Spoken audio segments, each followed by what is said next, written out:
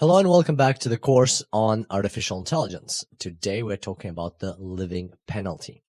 All right, so here we've got our Bellman equation, and as we've been going through this course, we've been slowly making it more and more complex. So far we've already added these probabilities in here, and also we've added the discounting factor. Now we're going to look in more detail at this side of the equation where we have the reward. Now, remember previously when we talked about how reinforcement learning works, we said we have an agent and it performs actions in the environment, and in exchange, or as a result of that, it gets a new state in which it's now in and a reward for that action. Well, so far in our example, we've only been getting rewards at the very end, either if we get to the finish line or if the agent ends up in the fire pit, he gets a +1 or a -1 reward. But that is a very simplistic approach to reinforcement learning, and in more realistic scenarios, you will likely have rewards throughout the journey, not just at the very end. You might have rewards throughout the journey. For instance, if it's an AI playing a game, and if, for example, it's like shooting somebody in Doom, it might get points for killing that enemy. Or it might be in a different other game, if it overtakes another car or something like that, just because of the rules of the game, not because of its way of analyzing the game, but actually the game is structured in a way that it's reinforcing, it's giving points for doing certain actions even before the game is over. So scenarios like that are very common, not just in games and also in real life. And that's why we're going to introduce something similar into our example, a simplified version of that, but nevertheless a reward that is continuously given to the agent throughout the game, not just at the end. And the way we're going to do it is by looking at the other tiles. So right now we only have reward +1 at the final tile and reward -1 at the other final tile, the fire pit. But now we're going to add rewards in every single tile. We'll add a very small reward. It'll be -0.04, and as you can see, it's negative. So every time the agent moves, he'll get a negative reward. And that's why it's called a living penalty, because no matter where he goes, he will always get this negative reward, except for these final tiles, because that's the end of the game. And so here you can see the reward even on this tile is -0.04, but that doesn't mean that he starts with that reward. He only gets this reward, and this is important to remember, he only gets this reward when he enters a tile. So whenever he performs an action, he goes here, then he will get this reward -0.04. And then if he comes back to this tile, he'll get another -0.04 reward. And so the longer he walks around, the more he accumulates this negative reward. And therefore, it is an incentive for him to finish the game earlier, as quickly as possible. And so now let's have a look at how our policy, or how the agent's policy, is going to change depending on what value we set for this reward. So here are 4 environments, and in each one we're going to explore a different reward. Now we're not going to do the calculations, we're just going to project the results, and you will see that intuitively they make total sense. So here we've got a reward for any step, or for getting into any state, is equal to 0, just as what we've seen before. Here the reward is going to be -0.04, what we just introduced now. Here the reward will be -0.5, or the living penalty will be -0.5, so much higher, you can see, than here, more than 10 times greater. And here the living penalty will be -2, so even more than the reward you get for jumping, or even less than the reward that the agent gets for ending up in the fire pit. So let's have a look at how the actions, or the optimal policy for passing this environment, will change depending on this reward. So this is our original policy. And as you can remember, we had these 2 very interesting and even a little bit weird decisions by the agent, but which totally makes sense if he can live for as long as he likes, if he can just travel around for as long as he wants without being penalized for staying alive very long. Why not? Why wouldn't he just go into the corner here, into the wall, and just keep doing that until it so happens that he goes this way, and then he will walk around. And same thing here. It's much safer for him to jump into the wall, hoping that one of these will come up eventually, and then he'll go to the finish line anyway.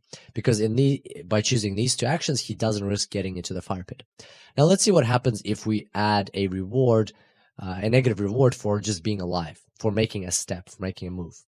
So here you can see that instantly these two changed. Now the agent doesn't want to jump into the wall. He is more likely to risk getting to the fire pit, having a 10% chance of jumping in here, but he will go forward. Because every time he jumps into the wall here, if he was going to be doing it here as well, every time he jumps into a wall, he performs an action, he ends up in this state with an 80% chance, and that means with an 80% chance he will get a minus 0.04 reward, meaning that a lot of the time he's going to be getting this, accumulating this negative reward. Same thing here. If he jumps into the wall, waiting for that moment when he will actually be randomly moved to the right, if he keeps doing that, he will accumulate this negative reward, and that the result of that, if you perform the calculations, you'll see that the result of that, the expected value like of that approach, jumping to the wall, is worse than taking the risk of going forward and actually ending up in the fire pit. So he changes his decisions in these two blocks to instead move forward and here move to the left, even though there's a risk of jumping in the fire pit, simply because now the longer he's alive, the longer he will accumulate this living penalty. In the next environment, now we're increasing the living penalty to even a greater number, minus 0.5. And let's see what changes here. So now you can see that compared to this environment, the only thing that changed here is that this arrow is pointing to the right. And what that means is that now it's no longer a good option for the agent. Oh, actually also this arrow was pointing to the left, and now it's pointing to the upwards. So now it's no longer a good idea for the agent to go around from here, go around all the way, because if he goes around all the way, yes, he's safer. There's a lesser chance. There's no chance of getting into the fire pit. But at the same time, or there's a less chance of getting to the fire pit, but at the same time, he will accumulate quite a substantial negative reward as he walks around. So the path is too long. So that forces him, even whether he's here or here, to take the shorter route to get here, even though he has a much higher risk of getting into the fire pit, because as soon as he ends up in the square, there's a 10% chance of getting to the fire pit. According to his calculations, it's just the expected value of this approach is better than the expected value of going around, simply because we've increased this living penalty. And finally, we're getting to the example with the living penalty of minus 2.0. So here, I would encourage you to pause the video now that you've seen how the policy has changed as we increase the living penalty. I encourage you to pause the video and to think for yourself, what will happen in this scenario? What do you think the optimal policy will be, given that the living penalty is so high? So I'll let you pause the video if you'd like to.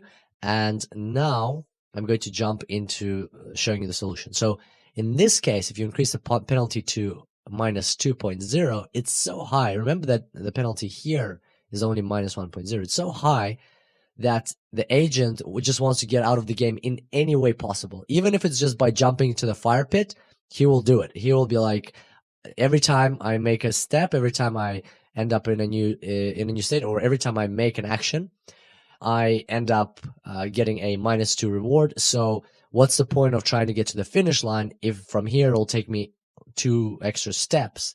I'm just going to go here and then straight into the fire pit, because that way my reward is going to be less. The negative reward is not going to be as bad as in the case of just making an additional steps. So you can see that adding this living reward, and depending on the value of the living reward that we're adding, the results are going to be different, and the agent is going to select different policies. And that's basically how the reward value is incorporated by the Bellman equation, even when it's not just at the finish line or at the end of the game, but even throughout the game. And again, once again, it doesn't have to be on every single in every single state. Depending on the environment itself, it might be given to the agent at certain specific states, not at every state. But in our simplistic example, we're just using rewards at every given state to illustrate this concept. So I hope you enjoyed today's tutorial. And as you can see, we've already made our Bellman equation quite sophisticated, and now it can be applied to many different scenarios. And I can't wait to see you in the next tutorial. And until then, enjoy AI.